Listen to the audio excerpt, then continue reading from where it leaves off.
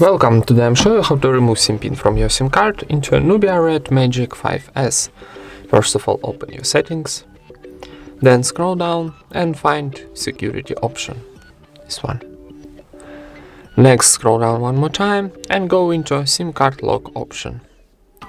Here choose your SIM card, and here I'm got only one SIM card, so choose SIM 2, and here I need to turn off this option, lock SIM card. So tap on the switcher, and for unlocking SIM card need to enter your PIN and tap OK.